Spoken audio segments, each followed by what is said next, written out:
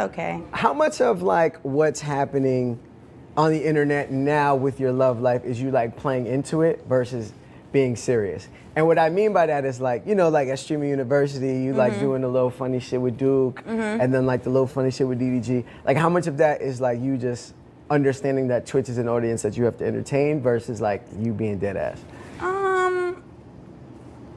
On which person or like Both. what scenario? I mean, the whole thing with Duke was very much, it just organically happened. That was my first time meeting him, being around him. That's like what it gave, I guess you could say.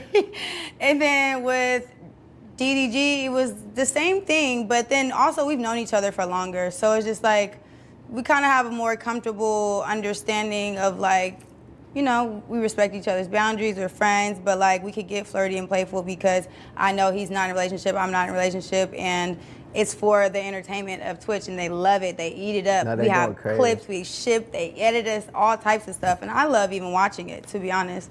So yeah, I think like most of it's entertainment, but a lot of it too is just like organic, cool, like genuine vibes, really. Yeah, like it just be happening. Yeah. And when the camera's just there Cool to catch people, it, yeah. they catch it. What are some of your favorite things about DDG? Some of my favorite things, I think he's a selfless person. I think he pushes a lot of people around him to be the best versions of themselves without wanting or needing anything in return. I love his family. He got a dope family. He's very driven. He's very like, he knows what he wants, and you know, sky's the limit for his life. He don't put no type of like set, I don't know what it's called. Boundaries? Not even boundaries, but like Parameters, maybe? yeah, he just overcomes every goal. Like if he has a goal, he does another one, and he doesn't stop. So I really commend him for his work ethic and for being selfish and pushing others around him to be more. At Streaming University, you said you and Duke caught like a natural vibe when you first met. What are some of your favorite things about him? I love that he smells good and he's like a chill guy. Like, I don't know him too well. That was like the first time we met. We were only around each other for a couple of days. But he definitely gives like a mature man, great looking, great vibes. You know, that type of shit. Cool. Shout out to Duke. Shout out to DDG as well. I'm just noticing now this tattoo that says solitary. What's that? What is the... Well, to me, I got it because I feel like I'm a solitary person. I've not, you know, been my whole life, I haven't had a lot of friends. I never wanted a lot of friends, but I have like 4 sisters and 2 brothers, so I grew up in a big family.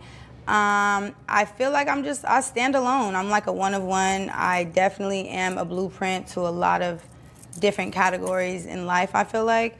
So, yeah, I'm just a one of one. What does that mean? Like you're a blueprint to a lot of categories? Like I feel like I started a lot of waves in dressing or like, you know, culture-wise. I wouldn't say like super original, but a lot of things I did start a wave of, I would feel. So a lot of girls started flipping their jeans down and showing their thongs. I think I kind of like started that wave of just something where I love low-rise jeans. Some of my shit was high, so I would flip it down.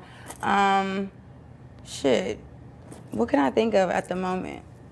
Just being like the it girl, like the baddie, the one that just gave what it's supposed to give. I feel like a lot of that came from me, but I'm not the only one that says that, or I don't really say that about myself. I think, you know, the internet speaks for me when it comes to that. Yeah. So, yeah.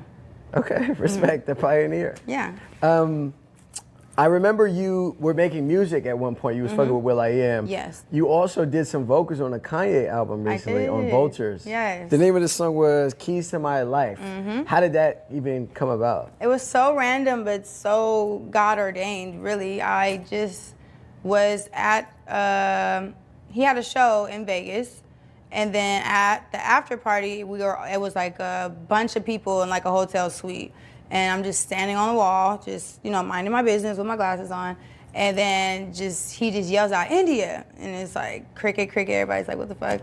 Then he's like, come here. And then he makes me come over there. And he's like, I just want you to say anything. Like, just go for it. But he has this high energy and like, he's so passionate about it. I was getting really nervous. Like, wait, I don't know what to say. What do you want me to say? And then we kind of just came up with that. He said it out loud. And I'm like, okay, how do you want me? I was just so nervous on getting it perfect.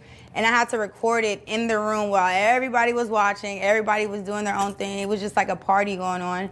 And he kind of like walked me through it. Timbaland was on FaceTime and kind of like walked me through it too. So that was just kind of like a dream. I was just random. It was so like, I didn't expect it, but it was super dope. Then we did like a lot of shows. I went to Paris and performed. That was like crazy. Oh, you performed it too? I performed it, yes. It was so great. It was a dope experience.